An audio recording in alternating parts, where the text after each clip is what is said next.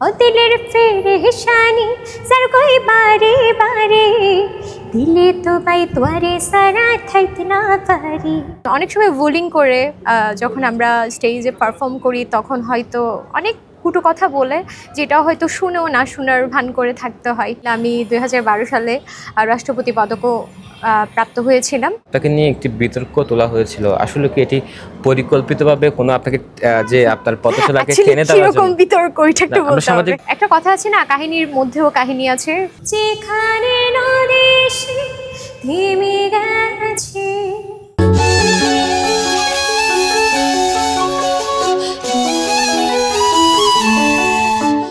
সমুদ্রে আছড়ে পড়া ঢেউয়ের ছন্দ কান পেতে শুনলে মনে হয় কোনো কণ্ঠশিল্পীর সুনিপুণ সুর। আর এই সমুদ্রের পাড়ের ছন্দের শহরে যে কজন কণ্ঠশিল্পী সঙ্গীত জগতে দ্যুতি ছড়াচ্ছেন তাদের মধ্যে অন্যতম ইফতি। এই তরুণ এই কণ্ঠশিল্পীর পরিচিতি সমুদ্রের শহর ছাড়িয়ে গেছে। দর্শক, পেনুয়ার ঈদের বিশেষ আয়োজন হলুদ ফুলের দেশে এবারের পর্ব সাজিয়েছে কণ্ঠশিল্পী ইফতিকে নিয়ে। আজকে গানে গল্পে ইফতির জীবনের গল্প শুনব। এই যে সঙ্গীত জগতের আসার গল্পটা কেমন ছিল এবং গান কোথা থেকে শিখেছিলেন এবং ছোটবেলায় কি স্বপ্ন ছিল কিনা শিল্পী হবেন? তো আমার অ্যাকচুয়ালি জার্নিটা খুবই ইন্টারেস্টিং, এটা না বললেই নয়। আমার অ্যাকচুয়ালি গানের প্রতি এত ভালোবাসা ছিল না, আমার থেকেও আমার মায়ের ভালোবাসাটা বেশি ছিল গানের প্রতি। তো কাইন্ড অফ ওনার জোড়াজুড়িতে আমার গান শেখা ছোটোবেলা থেকে। বাট ডে বাই ডে যখন আমি গান করছি, আমারও নিজের গানের প্রতি ভালোবাসাটা আরও বৃদ্ধি হয়ে গিয়েছে। গানের প্রতি ভালোবাসা বৃদ্ধি হওয়ার মেন রিজন হচ্ছে এই অডিয়েন্সদের ভালোবাসা, তাদের সাপোর্ট। আমার চাইল্ডহুড থেকে আমি আবার প্রাতিষ্ঠানিক শিক্ষার মাধ্যমে গানের জগতে আমার এন্টার করা। তো আপনি যেহেতু বলেছেন আমার ফার্স্ট টিচার কে ছিল, অ্যাকচুয়ালি আমার টিচারের সংখ্যা অগণিত, বলে শেষ করা যাবে না। বাট সব থেকে যে আমার পিছনে খুব টাইম ব্যয় করেছে উনি আমার খুব অনারেবল শিক্ষক, যিনি এখন দুনিয়াতে নেই। মহান রব্বুল আলামিন ওনাকে জান্নাতের সর্বোচ্চ মোকাম দান করুক, আমিন। আমার আব্দুল শুকুর মামা, ওনাকে আমি মামা বলেই ডাকতাম। উনি আমাকে মেয়ের মতোই খুব বেশি আদর করতো। আমার জার্নিটা আসলে এতটা ইন্টারেস্টিং। আলহামদুলিল্লাহ আমি 2012 সালে রাষ্ট্রপতি পদকও প্রাপ্ত হয়েছিলাম। কক্সবাজারের একমাত্র হসপিটাল যেখানে রয়েছে ICU, HDU, CCU, NICU, PICU, সংকটাপন্ন নবজাতকের জন্য স্ক্যানো, ক্যান্সারের কেমোথেরাপি সহ চিকিৎসা সেবার সমৃদ্ধ আয়োজন। রয়েছে 24 ঘন্টার জরুরি বিভাগ। দেশ সেরা বিশেষজ্ঞ চিকিৎসকের সমন্বয়ে সর্বাধুনিক চিকিৎসা সেবায় আপনার পাশে ইউনিয়ন হসপিটাল।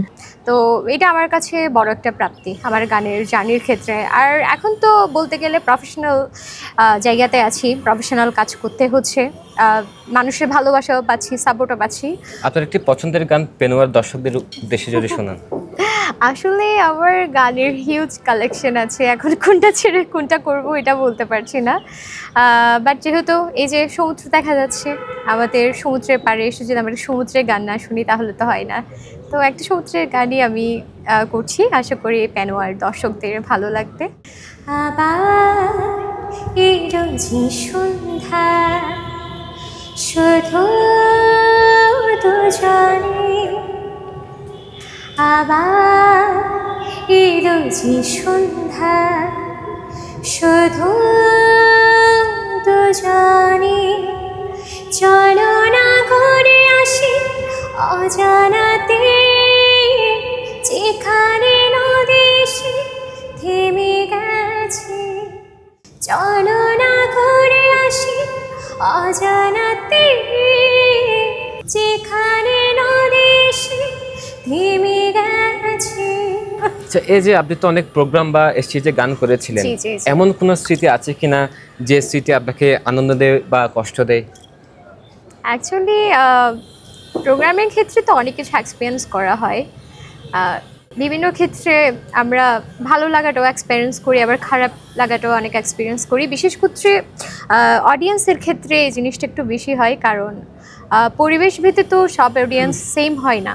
এক এক সময় এক এক রকম অডিয়েন্স হয়। যেমন আমরা বিশেষ করে কক্সবাজার যেহেতু হচ্ছে আপনার পর্যটন এরিয়া, এখানে অনেক পর্যটক আসে কক্সবাজারে ঘুরতে। তো আমাদের প্রোগ্রামটা হচ্ছে এমন, আমরা কর্পোরেট প্রোগ্রামগুলি একটু বেশি করি। যেমন হোটেল জোনে অনেক বড় বড় কোম্পানির প্রোগ্রাম হয়, ওইখানের ক্ষেত্রে যারা বাহির থেকে অডিয়েন্স আসে তারা কিন্তু খুবই সাপোর্টিভ হয়, তারা কিন্তু খুবই আন্তরিক হয়, তারা কিন্তু খুবই ইমপ্রেস করে যখন আমরা গান করি। বাট আমাদের লোকাল এরিয়ার মধ্যে এমন কিছু জিনিস এক্সপিরিয়েন্স করি কিছু কিছু অডিয়েন্সের ক্ষেত্রে, সবাই না, কারণ সবাই তো এক হয় না। যেমন অনেক সময় বুলিং করে যখন আমরা স্টেজে পারফর্ম করি তখন হয়তো অনেক কুটো কথা বলে, যেটা হয়তো শুনেও না শোনার ভান করে থাকতে হয়। তো আমি আশা করব আমাদের লোকাল মানুষদের চিন্তাধারা যেহেতু আর একটু ব্রাইট হয়, যাতে আমরা প্রোগ্রাম করতে আর একটু স্বাচ্ছন্দ্য বোধ করি। আচ্ছা, আমরা দেখেছিলাম আপনাকে নিয়ে একটি বিতর্ক তোলা হয়েছিল, আসলে কি এটি পরিকল্পিতভাবে কোনো আপনাকে যে আপনার পথচলাকে টেনে দেওয়ার জন্য? এরকম বিতর্ক এটা একটু আমরা সামাজিক যোগাযোগ মাধ্যমে যে বিতর্ক চিত্র দেখেছি।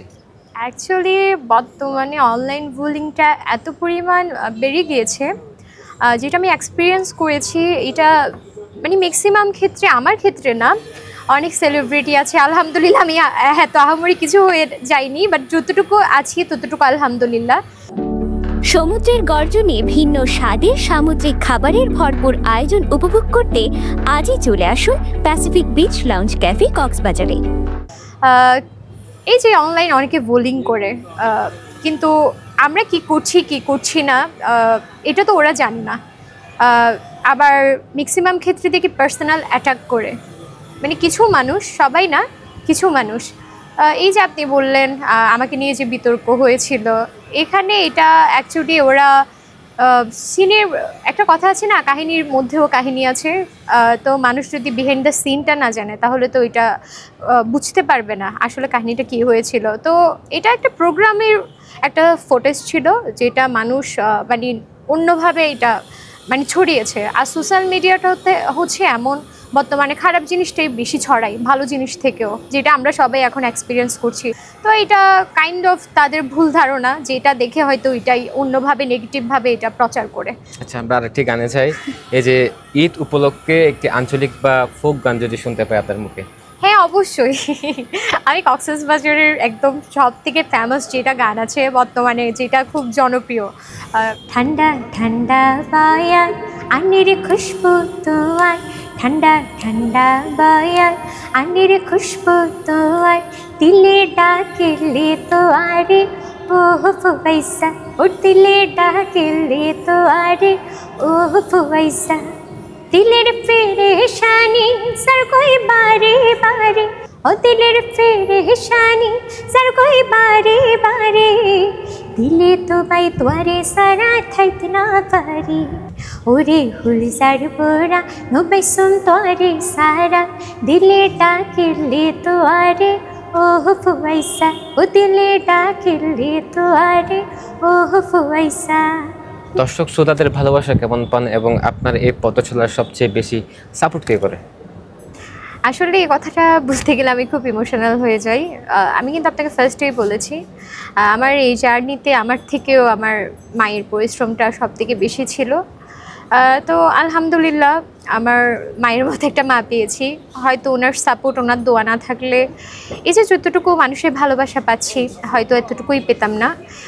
তো সব থেকে আমার গানের পথ চলাতে আমার পাশে ছিল, এখনও অ্যাটলিস্ট পাশে আছে হচ্ছে আমার মা। আর অডিয়েন্সের ভালোবাসা আলহামদুলিল্লাহ যথেষ্ট পরিমাণ পাচ্ছি লাস্ট ফিউ ইয়ার্স ধরে। তো আমি কিন্তু সব থেকে মানে এইসব পিছনে যিনি আছেন মহান রব্বুল আলামিন, কারণ উনি না থাকলে কোনো কিছুই পসিবল না।